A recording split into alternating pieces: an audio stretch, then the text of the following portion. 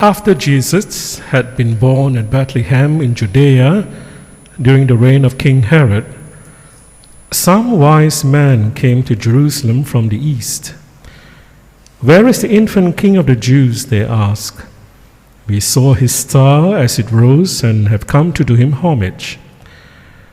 When King Herod heard this, he was perturbed, and so was the whole of Jerusalem. He called together all the chief priests and the scribes of the people and inquired of them where the Christ was to be born. "At Bethlehem in Judea," they told him, "for this is what the prophet wrote. And you, Bethlehem, in the land of Judah, you are by no means least among the leaders of Judah. For out of you will come a leader who will shepherd my people." Then Herod summoned the wise men to see him privately. He asked them the exact date on which the star had appeared and sent them on to Bethlehem. "Go and find out all about the child," he said, "and when you have found him, let me know, so that I too may go and do him homage." Having listened to what the king had to say, they set out. And there in front of them was the star they had seen rising. It went forward and halted over the place where the child was. The sight of the star filled them with delight, and going into the house, they saw the child with his mother Mary, and falling to their knees, they did him homage. Then opening their treasures, they offered him gifts of gold and frankincense and myrrh. But they were warned in a dream not to go back to Herod and return to their own country by a different way. The Gospel of the Lord. Praise to you, Lord Jesus Christ.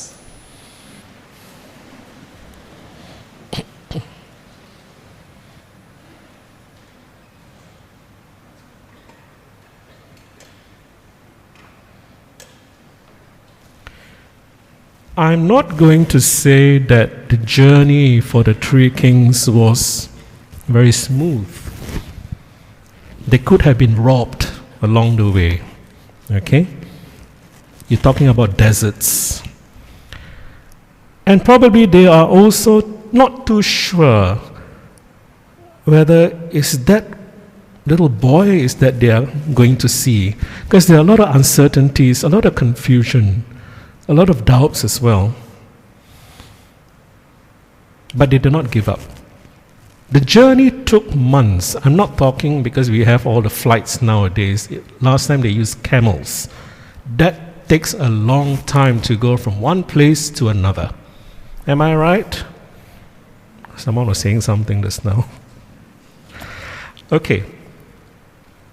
So it takes long months of journey. But the end of the reward is they found the family. That was the reward that they were looking for. So if we look at ourselves,